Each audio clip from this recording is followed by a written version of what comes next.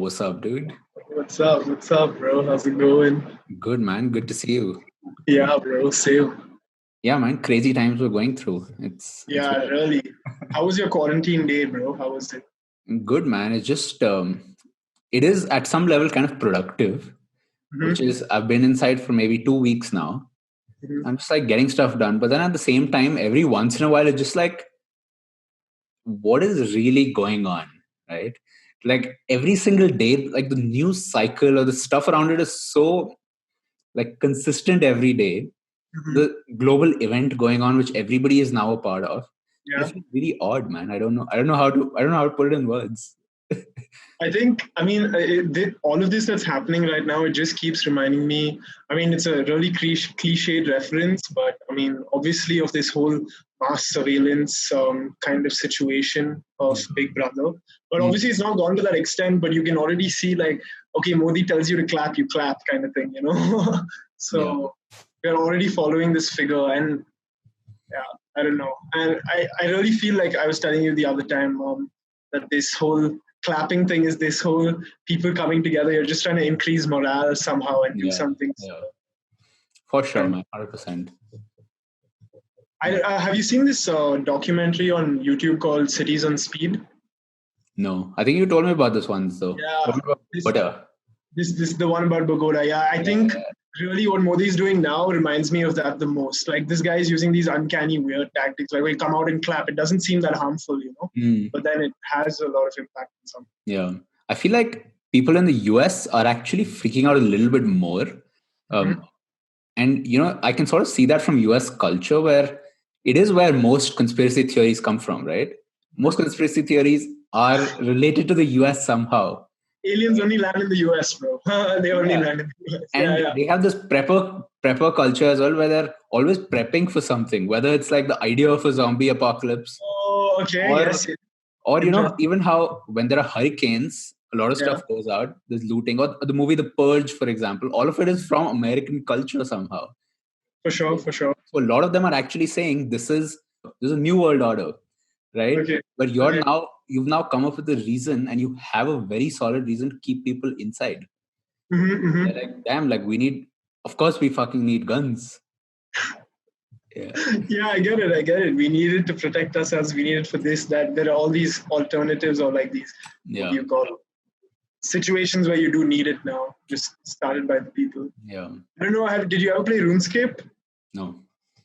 There was this in RuneScape when you were walking around and stuff. There's this doomsday teller. You can go Mm. talk to him, and he keeps telling you when the game will end or like the days will end or whatever. But I guess Yeah. yeah, I Mm. wonder where these doomsday tellers are now. Like how prevalent are they now? Yeah. How I wonder if you could become a doomsday influencer on social media. Just start posting stuff, and people start following you. Dude, I'm pretty sure there is, like, in the Telegram group today, for example. Mhm. I saw this thing where there's this one dude, I forgot what his name is, but he's basically a big conspiracy theorist. Right? I Okay. think his name is David Okay. ICK. So Okay. my first instinct was to go look up if he's talked on Joe Rogan, right? Because Okay. it feels like that sort of similar audience. And Okay. this guy, he's been talking about it for years. Like, he's been talking Okay. about conspiracy theories for years. And Okay. now his Twitter is going wild. He's like, oh my God, I told you so. Conspiracy theorists are having a field day right now. Yes. They're Yes. just like, Yes. we've been talking about this shit for a while. Mm-hmm. And I feel like it's because at some level, people are looking for some sort of meaning. And these guys are like, wait, let me fill in the gaps there. I get it, bro. I get this. And even when you told me about the what do you call it? Those people, the 3 a.m. thing. The randonauts. The randonauts, yeah, yeah. I never knew that was a Rick and Morty thing as well. Like until I saw that episode. Yeah. I mean, when you told me before, made more sense than that. I mean, seriously. And I still haven't found that Twitter account, but I do want to try and become a randonaut at Yeah. some point. Just go and Yeah, do man. this stuff. It's It's interesting, dude. crazy. So for people who don't know, randonauting it's like this sort of community. It's very difficult to describe it as well, because it's a community that at some level is trying to break the simulation by doing a lot of randomized events. That's the end goal. but they do these things where they do this through a bot that is sort of randomized, and it tells you to do certain things on certain peak days, do it together and stuff. And people who do this always end up finding clues when they end up walking out to this particular location. So like there's this when there's one case, and the Randonaut account keeps retweeting these experiences, right? So they keep sharing these experiences where, like for example, there's this one guy who ended up finding this sort of locked warehouse. The worst today. I don't know. Something's up. Something's up. I have no clue. It could have been the 5 p.m. thing, dude. Yeah, it could have been all these vibrations causing this internet to just go. No, but WhatsApp actually did get a little slower after 5 p.m. Yeah. But really, did you go out and clap? Dude, it actually started. There was a lot of stuff around me. You tell me how it was at your end. Like, what happened? Dude, so at 5 o'clock, we were working outside, and then we decided by around 4:58 to just go clap. We're like, oh, it's time. Like everybody, it was hysteria almost. And then we started clapping, and then when we just silenced, you could hear these distant utensils just going tang, tang, tang, tang, and just started growing and growing. And it was crazy, really. Mm-hmm. But this is what mostly was happening. Mostly utensils, but I didn't see anybody. We didn't see anybody outside. Yeah, there were. I don't know. Did you see clapping in the balcony? Yeah, there were a lot of people clapping, dude. In fact, it was like clapping utensils, and then there were people who were playing the sound of utensils over speakers. Yeah.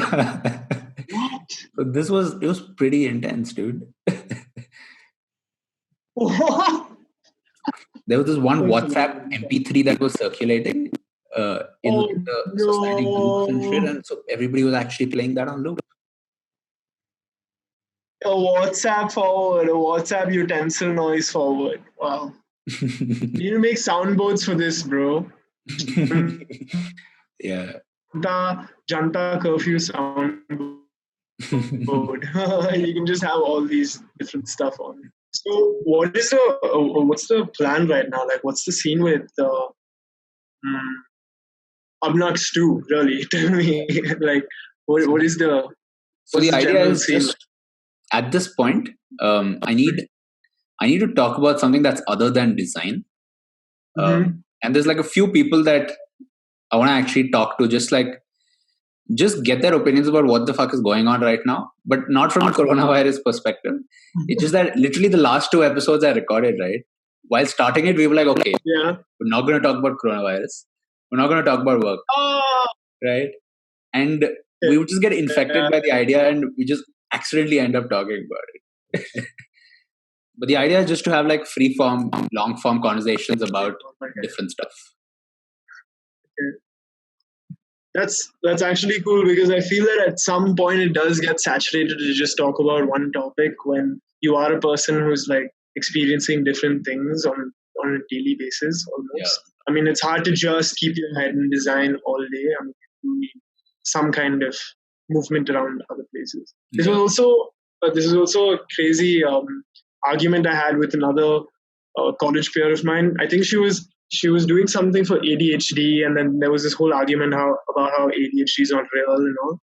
But in general, I feel as a practicing like artist or designer, you need to kind of connect all these things from everywhere and to make something. I mean, I don't know if you've heard of this.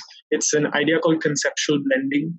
Okay. It's in this book called Creative Tinkering. But it's really cool. This guy says that your ideas are like ice cubes, and you essentially take multiple ideas or 2 cubes and you put it into a glass, and you essentially are just mixing the glass using all these different techniques that he gives you in the book. And that's how you kind of meld these ideas together. That's pretty cool. Yeah. So do tell me about, so you took a trip recently, right? You were doing a bit of a travel.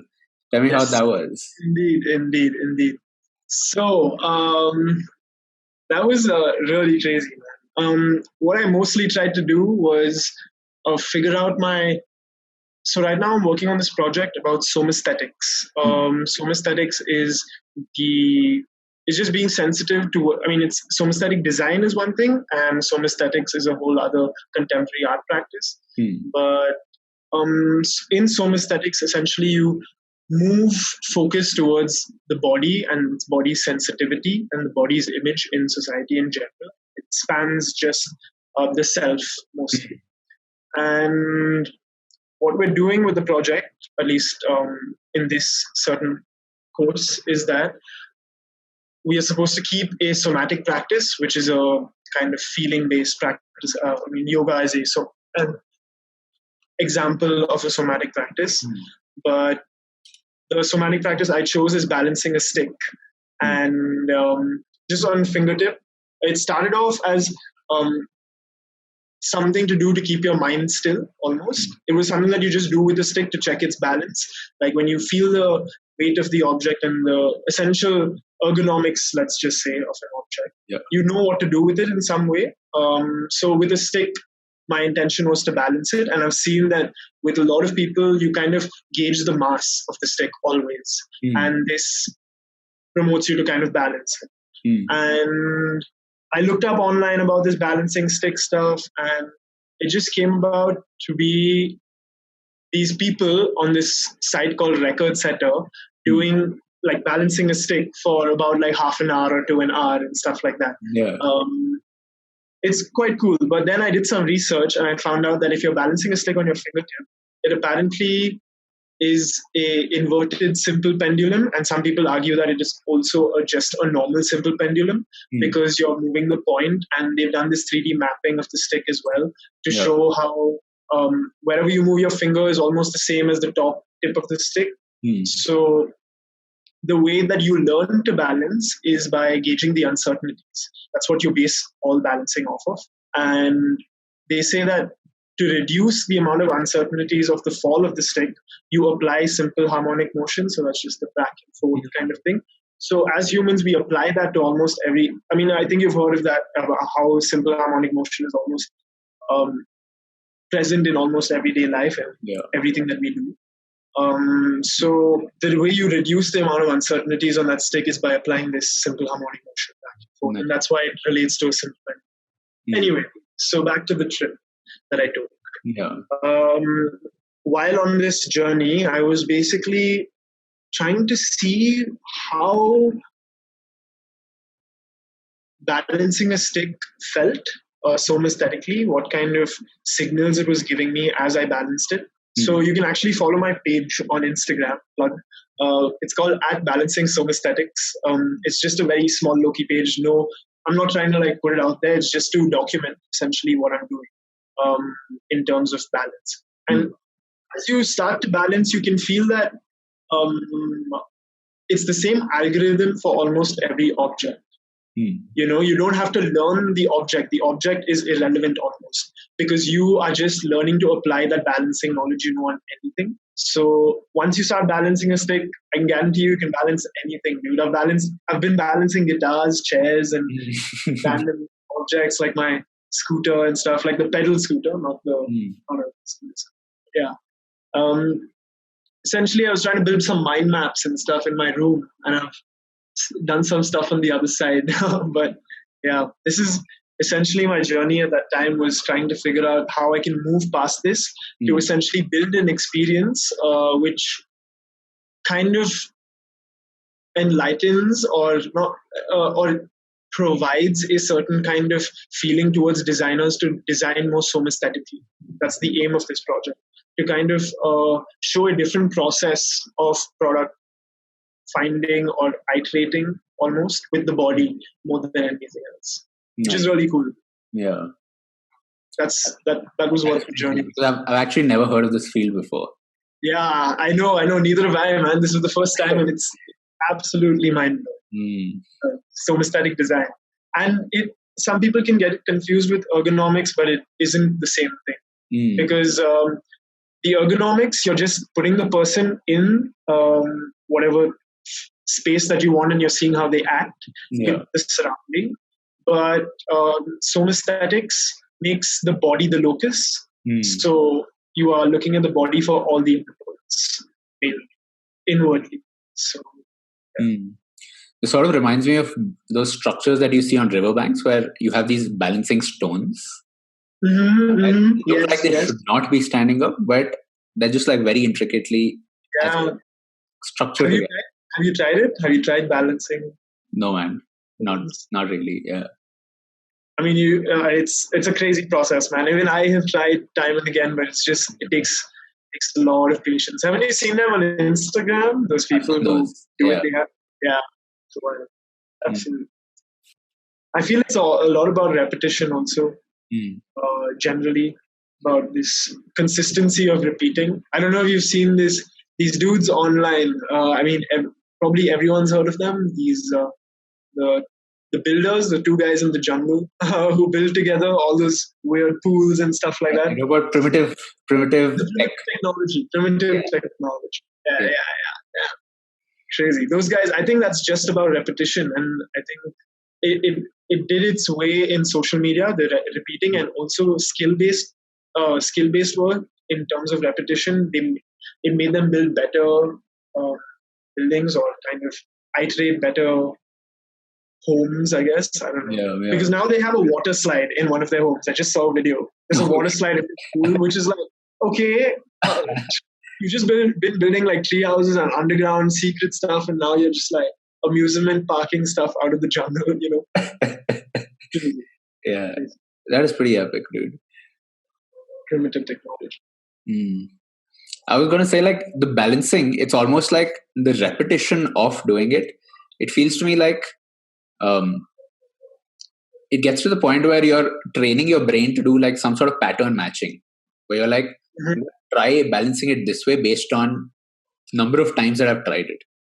And now your body's Exactly. sort of getting used to that kind of pattern matching and like very subtle pattern matching that too. Yeah. Exactly.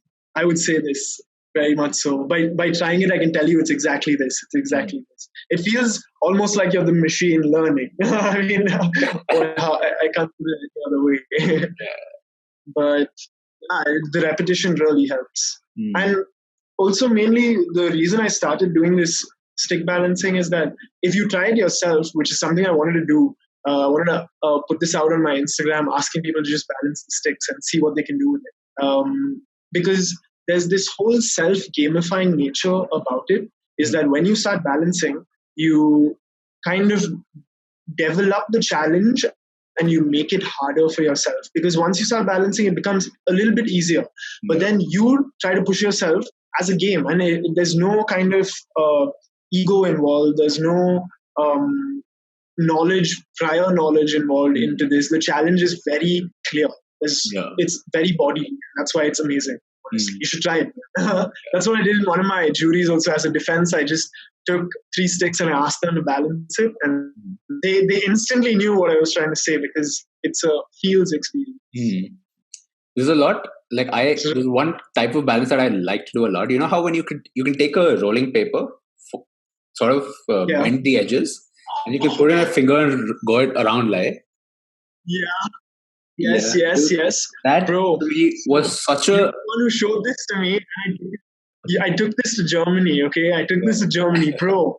There is a guy who is an absolute legend now at this paper thing. Like dude, he can do this and then switch hands, and then it like moves and switch, and it goes and like it's really cool. It's really cool. But that thing that he showed me was amazing. It's way easier than it looks, right? Once you just sort of get into the groove, it's just like almost like your hand is a helicopter and you just have this thing going around it. Yeah, I totally agree. Have you ever tried it with a small paper? I was just thinking about whether we used smaller ones or big ones. Because it's been a while. I think we used the big one. Sure. This is like an origami episode up next to fold a piece of paper like this. Okay, I'm gonna try it. Yeah, let's see how that goes. Anyway, if people want to know, you first this paper, you bend it halfway, quarter, and then the same on the other side.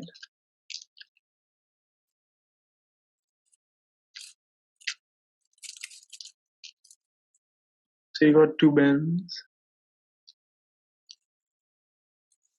Then you bend this top part. You just make a small square on the edge.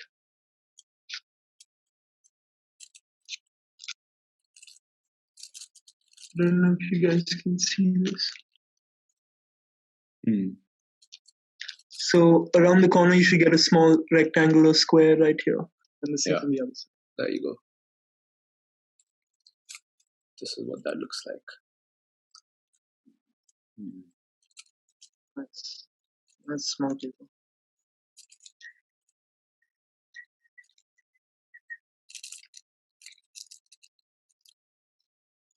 Okay. Here goes.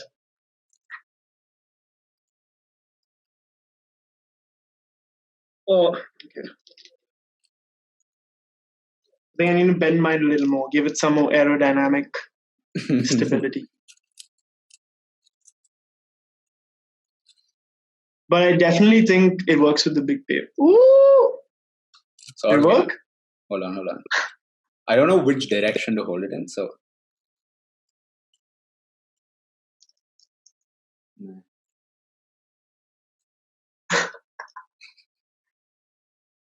Ooh!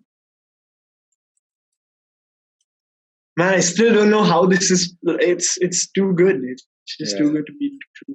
I feel like it takes some time. This one spins way fast. This one spins way. That is cool.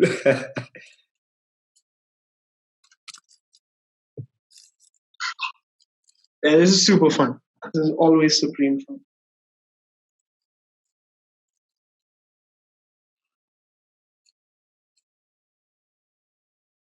Ooh.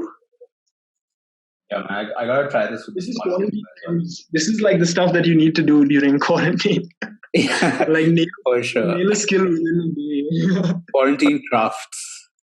Quarantine craft. So a bunch of this rolling paper, this small rolling paper, it got wet during this journey of mine trip, and I only realized it probably an hour later that it was wet when I was trying to roll a cigarette. And then I felt it, and it felt like this blob of skin almost. The paper felt good in some way. I don't know.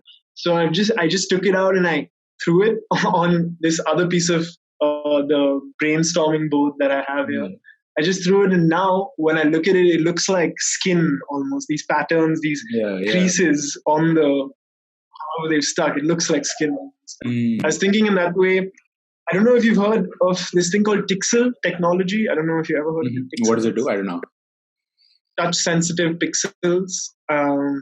It's quite old. Like I saw this when I was a kid on National Geography, where in some museum there was this kind of podium, a small podium, and it was a screen on the podium, and the screen is flat.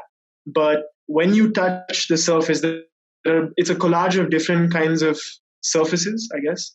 When you touch the surface, you can feel the snake skin, and you can feel the rock, and you can feel all this on a flat screen because of these touch-sensitive pixels. Or some company in Norway that made it. I don't know if it's a hoax or. I mean, when I looked it up, I tried to look it up, and it turned out legit. But I don't know now if it still exists. That's pretty crazy, yeah. I remember seeing this other technology, which was the screen of a phone, and as you go to type, the screen gets bumpy, and the buttons just appear as you're about to click it. So they want to give tactile feedback to touchscreens through like real buttons that raise when it detects a finger. I was just like, dude, how do we still not have it? It's been a couple of years. Yeah. I don't know, because this really reminds me of this MIT Media Labs thing, which they did with the. It's the Skype conference thing where someone's talking from somewhere else, and the spokes come. I think they're using a leap to control the hand gestures, and this guy is moving it from another place, and it's controlling these spokes that are coming out and is balancing a ball with him. It's pretty cool, but I haven't heard of this tactile. I mean, then the computer should know this predictive text kind of thing should work then really well, almost 100% efficiency too. But then at the same time, I feel like this could have been a reaction to like the BlackBerry the BlackBerry age, which is like you have like 24 actual keys on the thing. So I don't know if it was because right now touchscreens are actually fine the way they are, but there's a good chance that this was just a few years after the iPhone. So maybe they thought that would improve the experience, but touchscreens have gotten like so much more, I guess, better. Yeah. I mean, have you ever used the fold phones lately? Have you used them? No, I have not. No. I want to see what that's like. Because I really like how Motorola came back with their Razr kind of thing. It was really iconic. Even I had one. And I want to see how that really works. I want to see if you can touch it while it's folding and stuff like that. I want to mess around and see what's going on. Yeah. But I don't know. What do you think? Is it a cool thing that we're going towards, this whole curved screen or like bendy screen thing? Yeah. I don't know. I think it's sort of like a reaction to how phones have become roughly the same, right? Like every flagship model is going to be a black rectangle, right? Versus I don't think it was always the case. Like when Nokia had a phone, like each Nokia phone was like totally different. Like for example, you had the Engage game one. You had the communicator which sort of flipped open from the center. And every phone was actually very unique. And now every phone is a black rectangle. So I feel like people are trying to bring that back where they're like, how do we bring some variance to this? I get it. Man, this also reminds me of the first time that I figured out that this whole black mirror thing meant the phone screen. It was just a hunch. It was just a hunch when my cousin was asking me, what do you think black really means? Like, what's a black mirror? And then I just blurted it out just for fun. And I was like, Google it, check it. I was totally confident. It turned out to be true. The black mirror is the phone screen. And if you realize, like every time the episode's intro comes and the crack comes in the screen of the intro, the intro cracks, but then there's a fade to black, which is awfully a little bit long than usual. And you can feel it. It's unnerving. It's a little unnerving to people who, I guess, notice, but you get to see yourself in that black mirror in that much time, which is, I think, a really cool experience. Oh, dude, I actually have noticed this. I have noticed this. It was really, I've totally noticed this. It is really cool. It is. You're like waiting for the episode to start. You're like, what lag? No. But I think it's all. Did you check out that thing I showed you yesterday? The touch show. Yeah, the emergence video. Yeah, the kid who can do the synchronicity stuff. He can see the web of life or whatever. No, I didn't check that out. You should. I mean, I don't know how many people have actually watched Touch. I've heard very, very few people have, but I mean, it's a total watch for nerdy kind of people, I guess. Like because it really pulls out a lot of these heavy topics and it gives it in some kind of drama form, which I guess is a lot of it is happening today, even with animation and stuff. So I started watching Steins Gate recently. Have you seen that? Okay, no, I haven't, but I've heard about it. I've heard about it from some couple of. I just finished like the first episode yesterday, and really nice. So it's about time travel. Yeah. Okay, sweet. Have you seen Looper? The movie? Yeah. I'm not sure. I think I might have missed it. Yeah, I've seen the concept of it though. Yeah. Yeah, because it's a really weird take on time travel. I couldn't keep up as well. It's like you don't jump back centuries, you don't jump back years. You jump back by like these point something seconds, and that chaotically just like increases till the point where you've jumped back enough. I don't know if it works that way. I'm still might be wrong. But yeah. Crazy show. But yeah, go on. So Steins Gate. I mean, I haven't seen Steins Gate, but I have seen this one episode of Code Geass. I was also told it's cool, but that's about mind control. I don't know. It's about time travel. How much about time travel? But you've only watched one episode so far. Yeah. So I'll talk about it at once I'm done with it. Yeah. Okay, nice. The review. Steins Gate review. Did you check out that other one, the Mononoke medicine seller? No. You told me about it. This is the one about the mushroom. The weird. No. This is like that really weird, the weird style of animation anime.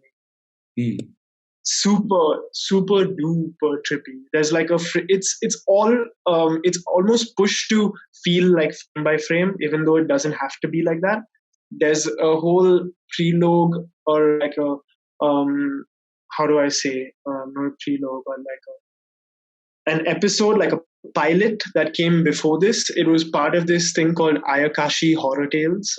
It's also really cool. I mean, they take these heavy topics of human greed and general human desire, and they put it through this story, which makes you really just question it to a very large extent as to why we even have that within us. So it's really cool. It's three stories. It's three short stories, and it's a movie now. It's like a full, but it's broken up on Kiss Anime and stuff. So But the third one is this Princess. Sorry, Mononoke, the medicine seller, not Princess. It's super cool, man. I mean, you should give it a watch. It's not much about heavy topics, but I think it does delve very well into the self. Like about people, about general needs and desires and wants, and it's worth a watch. Nice, I'll check that out. Yeah.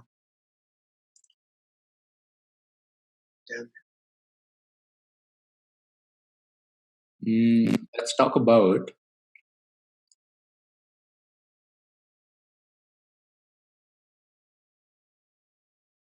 Oh yeah. Also, by the way, during this whole trip that I had, the previous one that we went on, it felt way more harder to grasp every time I was trying to, speak my mind at least. But this time, it felt that because I wasn't talking to many people, I was mostly in my own thoughts. Yeah. It was almost like a glide through. But I also do believe that the environment really helps, like the silent environment versus you at home versus. So it's really interesting to see where all you can do this and see what kind of reactions you can give. Because I feel that I have become almost this. I've become a locus for myself now. Using my body and using these different tactics to touch and like feel and see what I experience, or I don't know, see what my body experience. I wouldn't say what I. Yeah, there was this. I don't know if you've heard of this eye patch thing, the closed eye, open eye thing, the left, right eye. It's a style of sensory deprivation where you deprive one eye of light, so it function. Essentially, you're just reducing the amount of input to that brain, not function completely. You're not stopping the function completely, but essentially what can happen after a point is that you view the world in a structured way, which is I'm guessing your left side, and then you view the world in a way more like loose way, I don't know, on the right side. And I've spoken to someone who's done this for a very extended period of time. And dude, he went to a lock keyhole, and he had one eye closed and he could see what it was. He could see that it's a lock and he could open it. But then when he switched to the other eye, he couldn't recognize what it was. He was like, what? Yeah, he did it to that extent. Yeah. One eye couldn't even tell what the lock. Damn. Yeah. I mean, it's really hard to grasp, and I don't know how much of it is true until I try it. But yeah, it's really cool. That's crazy. It's really cool. Dude, that really makes you think what sailors go through, right? What sailors go through when they have an eye patch, because they're sort of perceiving the world only from one eye. Oh, okay. Yeah. I was just imagining a normal sailor, bro. I was just imagining a normal pirates. sailor. Not a sailor, pirate. Okay. Yeah, pirate. Yeah. And with a pirate, I feel like your environment is so dynamic, which is you're on this boat or whatever, which is just moving. Nothing around you stays the same, and you're sort of responding to the sea, and you're just on it. And I don't know how that plays out when you're viewing the world with one eye. You're viewing the world with one eye, and you already have this whole instability of the ocean. Yeah, that is weird for sure. Yeah. OG somatic practices, I guess. OG sensory deprivation guy. Yeah. I've seen, did you check out that also that Easter eggs in reality video? That guy, when he breaks up history like that, I mean, you know what I'm talking about, right? That Easter eggs in reality. I'm not That's the video on YouTube. Super cool.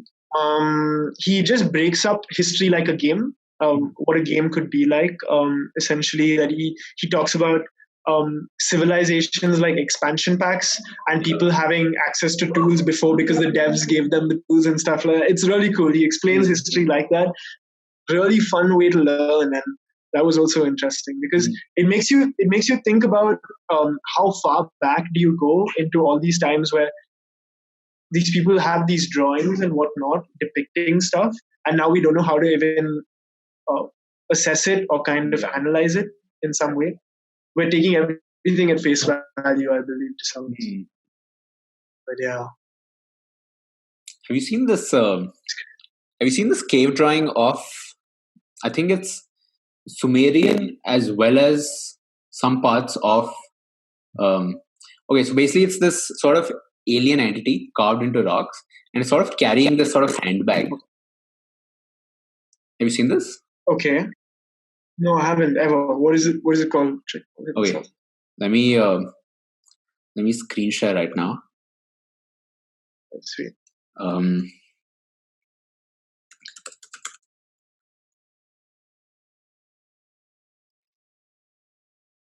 Anunnaki. These things. All right. So they found this. So they found this sort of repeating pattern, right? Where a lot of these cave drawings sort of have this character that's holding this sort of handbag, right? Okay. And we have no way of knowing what's inside. I haven't asked this ever. What's inside? Have you seen the channel What's Inside? Yeah. It's two white kids, two white guys, like, yeah, almost like that. What's inside? Now we break apart these parts. Yeah. So a lot of people. So there are actually speculations around this, where at a very base level, it's something that is important to you, because a lot of them have it in their right hand, and right hand is typically that of holding something important. Like you normally keep your phone in your right pocket, keep accessing it a lot. Some of them, but then some do hold it in their left. Some people just think it's a bunch of herbs to get high, right? Like that's just them carrying their stash box. Yeah. Okay. Yeah. Wow. And then a lot of them actually think this is their stash already. Just like, yeah, it's like I bring my own stuff. And BYOS. Yeah. And then there's a lot of them who actually believe that's like a communicator device. So all of these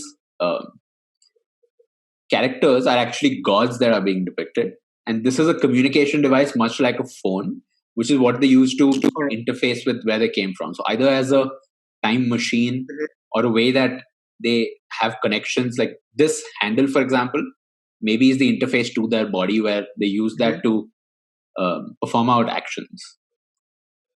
But you just can't know, because all we have is face value about this. Yeah, I mean, this even extends to the hieroglyphics. We only have it as face value, and that whole Rosetta Stone thing. I guess part of it is broken. That's why we can't crack most of these hieroglyphics. But even then, dude, I think we've built more languages after that in terms of algorithms and stuff like that, which are still harder to crack. Like these weird codes that are still hard to crack. Yeah. I mean, I've only heard of it, really delved into it, but yeah. I have seen these random YouTube videos of these codes that have never been solved. Yeah. No, it's one crazy aspect. To some extent, yeah, go on. Go on. I was just saying Go on, tell me. One crazy aspect of this is we've invented a lot of languages. A lot of them are between humans, right? We've also invented languages which are between humans and computers. right? Which is programming languages that do stuff. Yeah. So we don't know for sure whether these ancient languages that we're finding are all human to human languages, or whether they're human to computer languages, whatever their equivalent of a computer was at that point. That is an interesting thing to think about. Yeah. Because to some level, I don't know. Have you heard of the story called Tower of Babel? I think it's from the scripture from Christ thing. You have? I have, yeah. Yeah, that the whole idea of how we all had this one unionized language, and then we were trying to build this tower to heaven or whatever, and then God came and broke us apart, split us all. I don't know why couldn't people learn the other language then? I mean, we're doing it now. I bet they would have done it then. Yeah. Linguistics are quite minor. That way, I do believe most of my language is so predetermined because of the things that I've watched as a kid. All the stuff from the US and that culture, I don't feel in that way almost part of this country, because being like this digital native and seeing everything digitally, you've already ascended the geographical plane. You're already accessing much more information. You don't need to be in the culture to be immersed. So that's always interesting to me. Yeah. I talk about a similar thing with Pokemon, about how the experience of Pokemon very early on probably changed the path of my life in some way. Because just thinking about this sort of system of characters, so many connections between them. You're trading collectibles on an open market. You're dynamically readjusting to market conditions in some sense, and there's so much lore around it, and everybody knows it in some level. So like when you meet a kid in your school who plays Pokemon, you're like, bro, like you know what I'm talking about.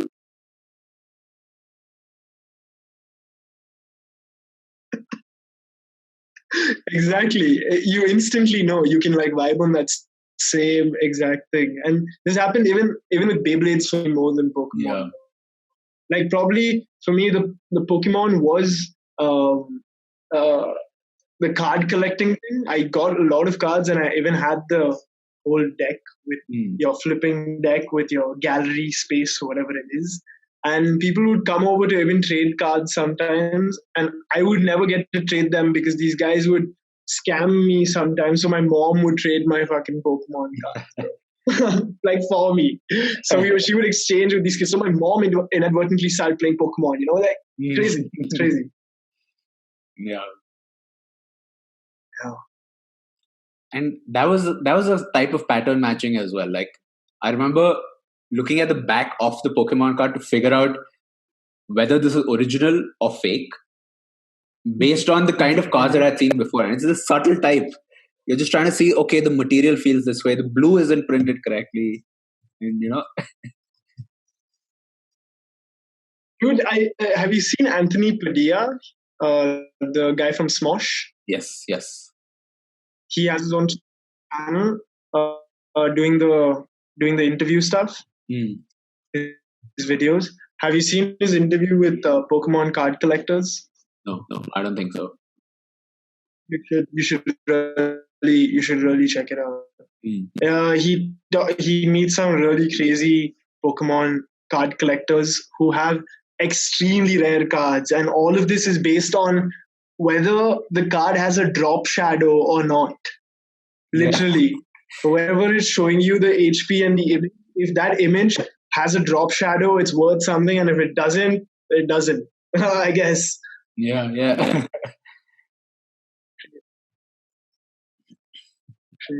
There are a lot of stuff like that with miscut cards as well.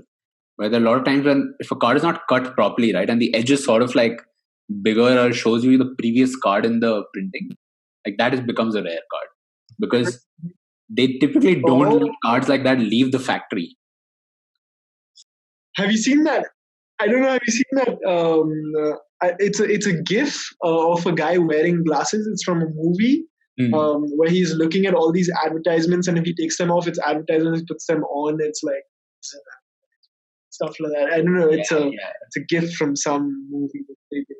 Really cool. It reminds me of that almost. You're talking about the one that sort of blanks the advertisements, or the one that shows you like the hyper this thing? No, it blanks it out. It blanks it out and said that this is an advertisement, or it says something. It says a text instead of the advertisement when you wear the glasses. I got it. I got what you're talking about. I'll put it on the video right here. Yeah. They actually did make something similar to that, where they made these glasses. So a lot of advertisements are on screens, and they made these polarized glasses that are polarized the other way. So it sort of cancels out what's on the screen. Oh, damn. So you don't see what's on that screen at all. Yeah, it looks like the TV that's running the ad. It looks like TV is off.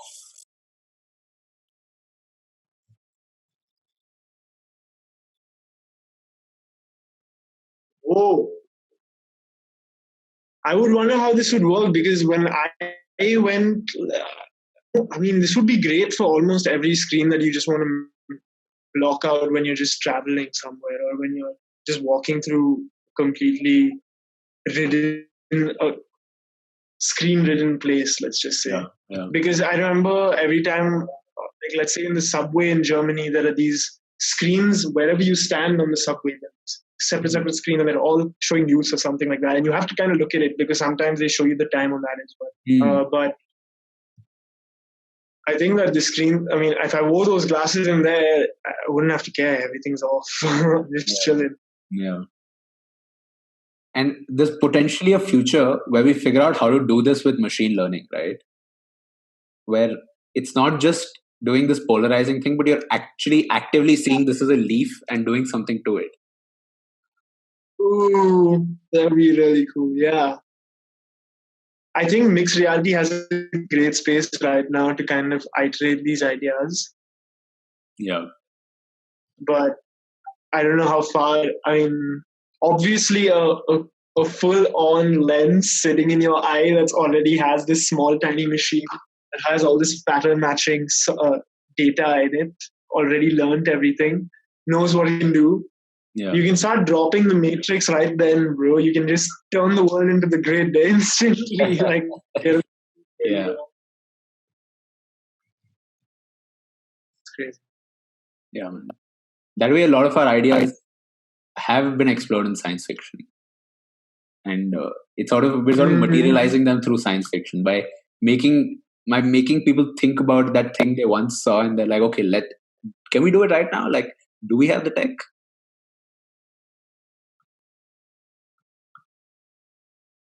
Yeah, I think it is very much so. Like, science fiction has this uncanny ability to portray most of these ideas pretty well.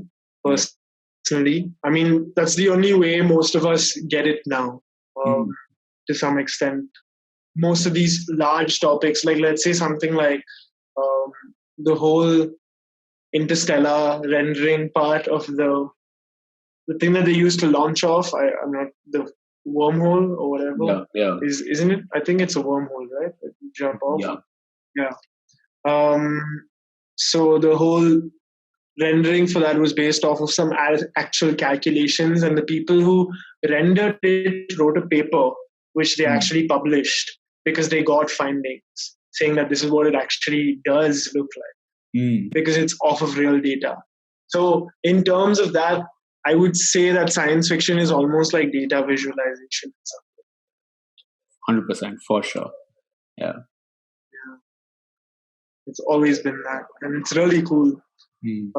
Because otherwise I wouldn't be this into it, or just into like these, or having a space for all these uncanny ideas if it wasn't for that.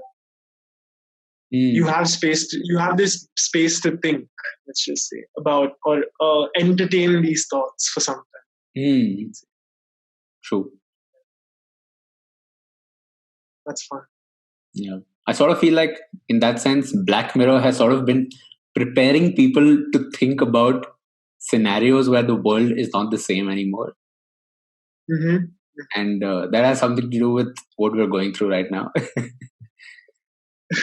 Dude, do you know that Joji and Post Malone, they both are doing crazy doomsday prep?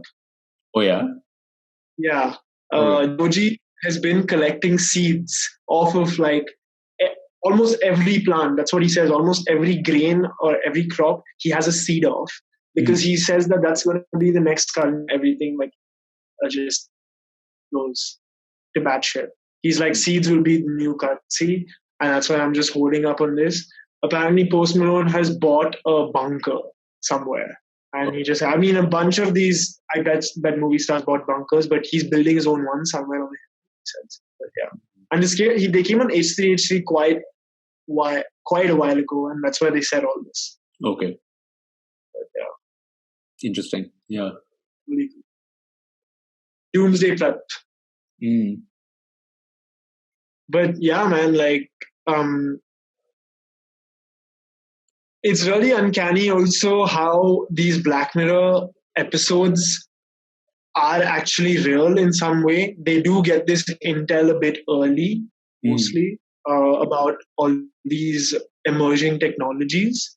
I don't know how they do it. I don't know if they just go to these conferences and they sit and see what emerging tech's coming. Or they have some insiders.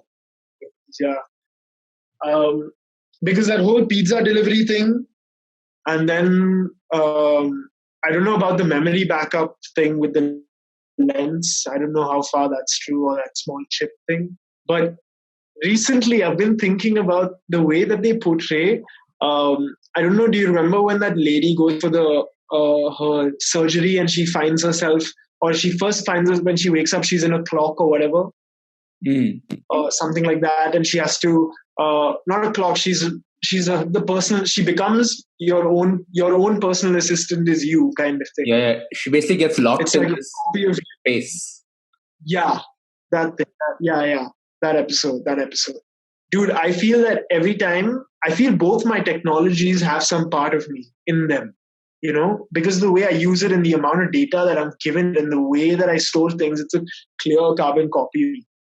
And I feel in some way, it's almost, again, it's like your data visualizing a machine, but then it's just you. It's a snapshot of you.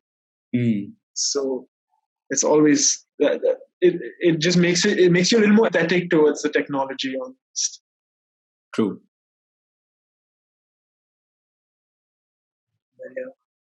Yeah.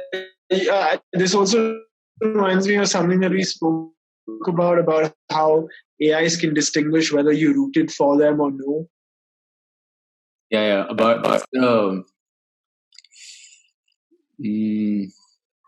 forgot what it's called, bro. What it's called. Yeah. It's Rocco's Basilisk. Rocco's Basilisk. Interesting name as well. Yeah. It is pretty interesting. I think the idea of a basilisk is I don't 100% know this, but a basilisk represents this massive entity that you somehow come across, this thing which lives in the space of ideas or non-material sense, and different basilisks are, there are different stories around it. So basilisk is some sort of entity, and this one is Rocco's basilisk, which implies that there are more basilisks out there. Yeah. This almost seems like that time crystal thing. Yeah. Really, it almost feels like that. You actually looked up what a time crystal was a couple of weeks after we had that talk. Okay. And it is something interesting. So I feel like there's a good chance that I came across the topic of time crystals at some point, wasn't conscious about it while I was scrolling, right. And the idea came back to me when certain things were triggered, and I'm just like, what the fuck is a time crystal? Why am I remembering this right now? Yeah. Okay, yeah. Sweet. Yeah. Time crystals.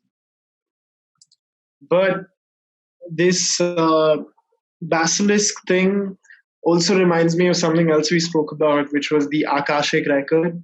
And then I went and saw what Sadhguru said about it. I mean, that was the only video I could find of someone talking about the Akashic record, um, generally giving a lowdown. But I guess the best way you could explain it is literally it's like Google. Like you don't, it's there within you. You don't need that kind of in you. It's inherent knowledge, but you don't need access to it at all times. It's something that you just go and come off of. When you need it, it's there. When you don't need it, boom, it's gone. Yeah. That's interesting, man, because that sort of implies that Google has existed before. Yeah. Yeah, in some way. Yeah. Because civilizations have had. Everyone thought about it. Yeah. Yeah, you have Google. Yeah. It's like civilizations have had their own version of Google at whatever their development was. For sure. They had some version of Google. Yeah. Table of knowledge. Don't you think that would be mostly though confound to probably just books and ephemeral knowledge, or how do I say, spoken words, spoken stories, spoken stuff mainly. I think for most of history, stories were spoken. Like that's how they were passed on. Because I think the challenge was that you would, even if you did write it down, there was no material that could last longer than 6 to 8 months, or there was nothing that could last across generations. And writing the whole text down was a very painstaking process. Right. So most of it was actually just verbal. That's crazy, man. Yeah. The adaptation we have towards language is also something really interesting to see. Like that Vsauce video, the monkey thing, the cognitive trade-off. That's also something I really wanted to try. Is there a way to deprive ourselves of language? Is there a way we can easily forget and remember? It was just food for thought almost, just to something to think about. But is there a way I can forget slowly? Is there a way I can forget English slowly? And how would you go about that process? Interesting. Yeah. I've heard about the story also from, I don't know which book I read, but it's something about this guy unlearning, and it just describes that it's very hard. And he spends a lot of time doing it. But yeah, I would wonder what that's like to completely forget a language that you knew. Yeah. And that's happened before, right? Haven't you heard about these incidences where people have got into accidents and this 10th grade Spanish class that they took has made them just speak fluent Spanish? Like speak fluent Spanish. It's absolutely crazy. Like also this happened to a very relative of mine where this was ages ago. This was a very long time ago. Yeah. And I was a kid, and this relative got into a car accident or some kind of accident, and then she completely forgot English, bro, and she could only speak in Kannada. And I've never spoken to her in Kannada before. And when she called me, she would just talk to me in Kannada, and I would be like, I didn't get it at that time, and I didn't understand. I just used to make noises, And that's also interesting because then connecting, she still had that cognitive idea of what a is than a is. That would also be interesting to hear because she knew what I was trying to say at that time, even though the body wasn't involved. Now I can see you and I can say that the is an affirmative one, but then with audio, that would be even more interesting to see what she was feeling. But now she's all right and she can speak. Everything's fine. But at that time, it was really interesting to see that. I mean, to revisit that idea that we can or have this ability to forget. Or maybe it's just like you get hit pretty hard and some part just turns off. I don't know what's going on. Concussion could cause it. Yeah. In that sense, I feel like there are languages that we can learn that we've forgotten how to learn that are way higher level languages. Like the idea that's represented in Arrival, for example, You've seen that movie? Mm-hmm. I haven't seen it, but I've heard about it. Yeah. So basically, the idea is that this is a big spoiler alert for anybody who's watching. But Yes, the idea I haven't is seen it, but these aliens land in different parts of the world. They don't know how to talk to these aliens, so they get this one linguist expert that tries figuring this out. And what happens is these aliens, they start teaching her that language. And what they're trying to figure out, the US government, is why are they here. So she starts learning their language, and eventually different parts of the world are trying to communicate with this alien with different methodologies. And basically the thing that ends up happening is there's a real field called semasiography, right? Which is, instead of speaking with the idea of words, semasiography is writing with signs. So it's phonetic but without speech. Okay. So it's a language which is just visuals. Sweet. It's just visuals. So, for example, as I'm telling you the sentence is going through the medium of time, right? Yes. Like, I can only tell you this much in 1 second, and then it's happening sort of linearly coming out of my mouth, because it sort of lives in the area of time. Versus a visual, there's a chance you can understand it all at once. So it's sort of independent of the domain of time. So what ends up happening is she understands her language, and as she starts understanding her language, she starts seeing visions of the past and the future. Because apparently the language unlocks the dimension of time. So she's living the past, present, and the future at the same time. Whoa. Yeah. Whoa. So language can inform how you think and how you make sense of the world. And learning languages, there could be advanced forms of languages that we haven't figured out yet, that could actually change the wiring in our brain. Yeah, man. Ooh, for sure. This happened with me. Not the rewiring, but I do believe that learning these different languages does cause you to think in a different way, think more multilingually. To be fair, like you have more ways of expressing yourself. Also, you have more methods of expression. You don't have to stick to this one normal type of thing. Yeah. Normal type of language, at least. It's sort of like you're increasing your vocabulary for expression. Hold on. Does it stop?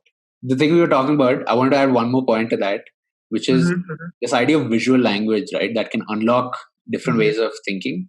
Another good example of this is Buddhist mandalas, right? You've seen the diagrams, right? Where it's a representation of the universe. And that diagram sort of encodes so much information into this one image, right? So maybe the way to read it is through, you see it and you understand all of it at once. But we could have lost that ability. I read this on your Twitter post as well. Even the whole cell diagram thing, right? The cell splitting and that becoming this own type of mandala. Let's say if you structure all those patterns together of cell division.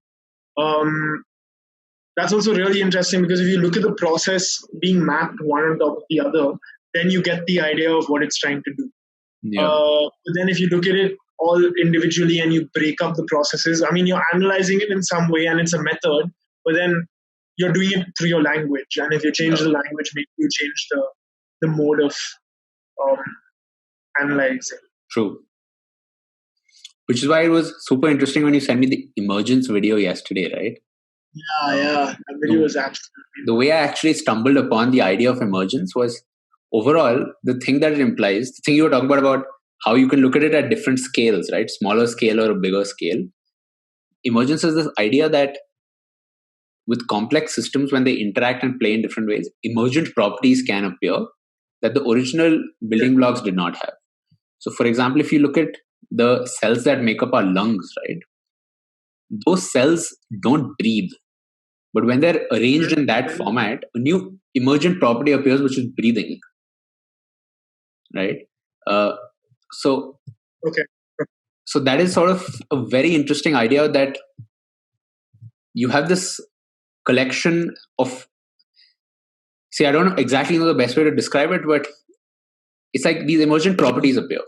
And when I saw the video of Mhm. emergence, that was actually a very good visual representation of stuff starting out in a certain coded format and then coming into this bigger thing that had its own sort of uh, patterns to it. Yeah, yeah. It's a really nice. It's a really nice video. I don't know how I stumbled upon it myself. Man. I was just working yesterday. Yeah. But it's uncanny how it was so synchronous with what you were thinking about. I just sent it as just fun, like, oh, check this out. It's absolutely. Yeah. But the emergent behavior, I feel I haven't delved too much into it. I mean, this is the first time you probably told about. When you said it, I looked at the video again, and it was the first time I kind of saw it. I guess maybe I just haven't defined it. Maybe I've seen it before. Yeah. Sweet shirt, dude. What shirt you wearing? It's an inner sanctum tea. Inner sanctum. Oh shit. I'm just feeling really hot because I'm in front of this like light source right here. So, Oh damn. like some heat. Yeah, dude. Don't even start. Mine's a tungsten light source, so it's always hot in my room, constantly. It's hot. Yeah. All day, man. I haven't even been out. It's honestly weird. Yeah. I haven't been out at all. Sort of feels like time is sort of expanding, right? Like In some way, without repetition, every single moment feels like sort of played out. Time feels so slow right now. I agree. Oh yeah, I don't even know. Yeah, it's 10. It feels like easily way past 10 for me, or it's 11, but it almost it feels way past 11 for me. Yeah.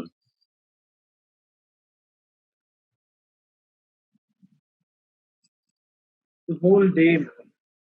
I don't know what that's like. It goes slow. I mean, this is. To be fair, when I was in school and stuff like that, this was how time was for me. It was extremely stretched because it just something that didn't gel with me ever. Like all the stuff that I did, every subject I studied, I just didn't gel with. So everything was so prolonged. Every day was just ouch. And these lunch breaks and short breaks and these snack breaks, whatever, they just go by in a second. Yeah.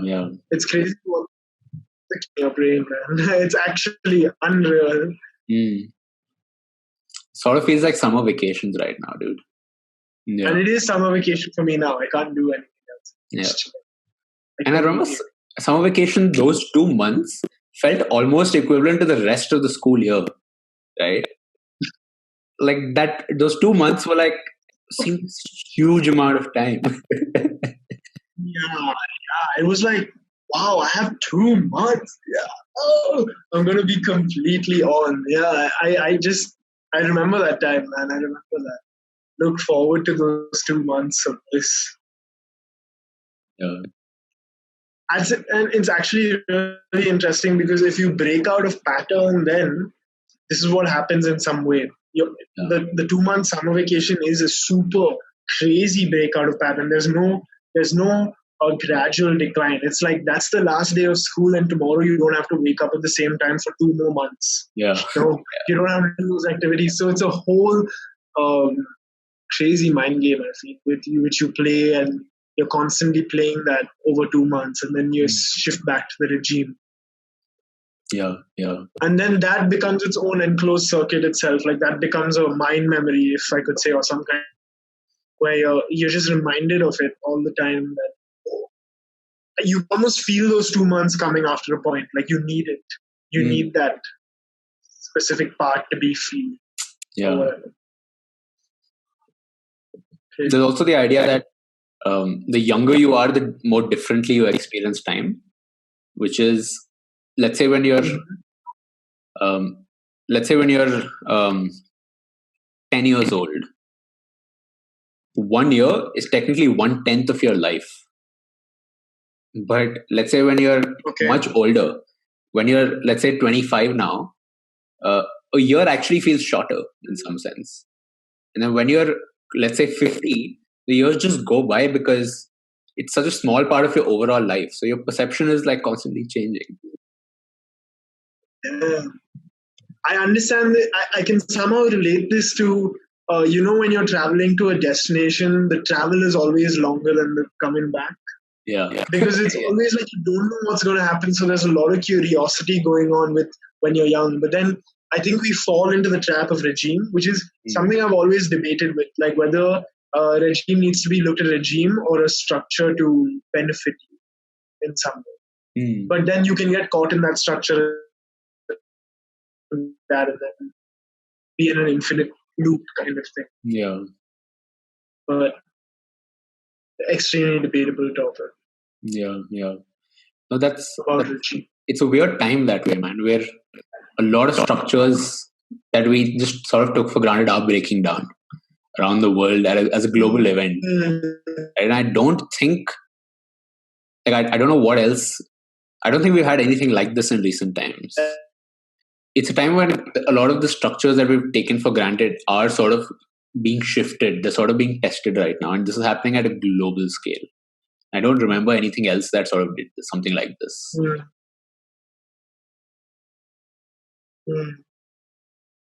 There is, I can't remember anything that's broken, like, let's say, so many things at once. Like, it's almost hit 5 birds with 1 stone in some way.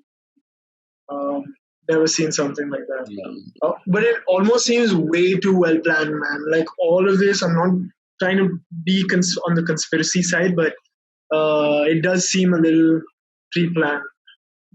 Certainly. Yeah. There's some smell to it, a pre-planned smell. And the idea of emergence here is really like, it's sort of messing with my mind because you don't know what's going to emerge out of this. You have these complex systems that are sort of now sort of being stress tested. And I don't know what the emergent properties out of that will be like. It's weird.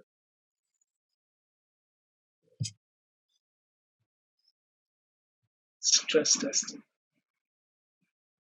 Did you see that? The fiction book that was written about this coronavirus? Yeah, the Eyes of Darkness thing. Yeah. Book, yeah. I mean, I don't even know how you would. Is it just way too synchronous? Like, that's what I'm thinking. Has it already been there? Has it already been proposed? There's this other one, dude, that very recently came up, which is, I think, the movie Rapunzel, or one of the Disney movies. Oh, Tangled. Yeah. Yeah, I heard about that. In the Kingdom of Corona thing. Yeah. I heard. So I now watched. There is some stuff embedded there that sort of. It is coincidence at some level, but. It is true. I mean, it is a real shrugged emoticon. Like, this. Yeah. Even so there's this idea that a lot of movies, they have these messages in there such that the people who are in the know sort of see it immediately and they're like, haha, we can so openly put this out there and nobody has a clue what's going on. Okay. Yeah. So, for example, I'll give you one example, which is Monsters, Inc., right? Like, what was it about? They're harvesting this thing from kids. They're harvesting the dreams and they're using it as energy, which is like, it's a weird concept to put in a kid's movie, right? Yeah, so you were saying about Monsters, Inc., the children harvesting, they're harvesting children's dreams. Yeah, which is a weird sort of idea to put in a kid's movie, right? Yeah. Did you see the COVID-19 breakdown? No, I don't think so. This guy writes COVID-19 and then he writes numbers, like he does some numeric stuff after that, and it becomes 2319 or something. The numbers come up to be 2319 or something like that. And then they cut episode where there's a guy walking with a kid's sock back from scaring the kid, and he still has one of the socks on him. And the guy goes crazy. He's like, it's code 2030, 2319, 2319. And then he goes, hits the button, and the whole hazmat people come and shit like that. It's crazy. But it's just a random. Yeah. I mean, it's super random. I mean, he's kind of gone for those numbers, but it's cool. I mean, I like what they're trying to do. Cross media storytelling. Yeah. Yeah. Even this actually connects back to, have you ever seen the Disney network? Not Disney, I think it's, the Disney channel itself. They hide a bunch of Mickey Mouse ears in all their cartoons and all their movies. Yeah, I've seen that. They had the hidden Mickey thing. The hidden Mickey thing. It used to be a... It's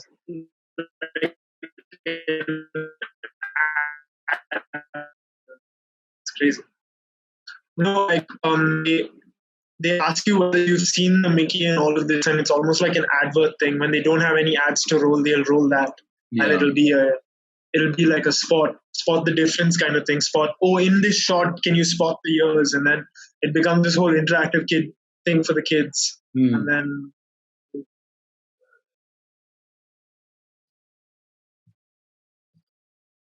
There's definitely hidden messages out there in some form that only a group of people know how to decipher.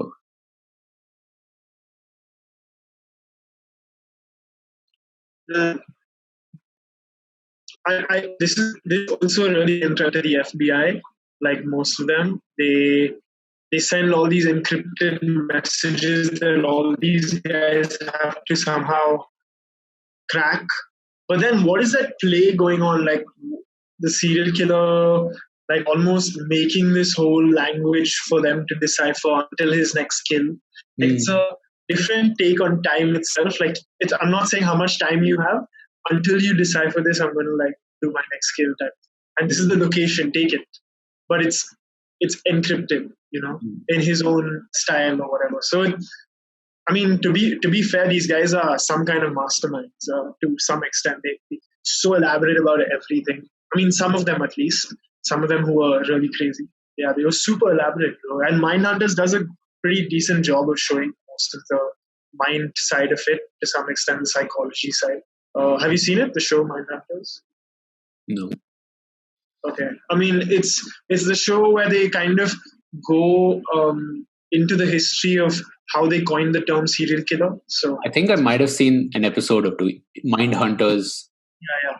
I think I've seen it. Yeah, it was on TV at some point as well. I'm not sure. Yeah. Okay. No, I did. At some point, I did see an episode. Yeah. It's pretty cool. I always thought like this idea of encrypting and like pretty cool. The encrypting and decrypting is really cool because it reminds me almost like of some kind of secret group that you have with your friends, like a Secret Seven kind of thing or a secret handshake. It's only known to this much audience, and it's like a shared experience almost. Which I first think language was like between just two people. Oh, we know how to communicate almost. It's a shared experience, shared knowledge. True. I think it's only recently that we now have universal languages. I'm not sure if that was something that was true for all of history. I think it's the idea that if you learn Esperanto, it helps you grasp other languages better because it's sort of like the middle ground between English and a lot of other languages. All right, man. This has been a very interesting conversation. We've explored a lot of interesting stuff. Yeah. For sure. Let's do this again. Once this podcast is out, I'm going to send it over. Definitely. Yeah. Thanks for joining in. Thank you for the invite, bro. Yeah, man. I'm going to link your stuff. People who want to check it out, you can check out Goji on Instagram. Peace. Thanks, man.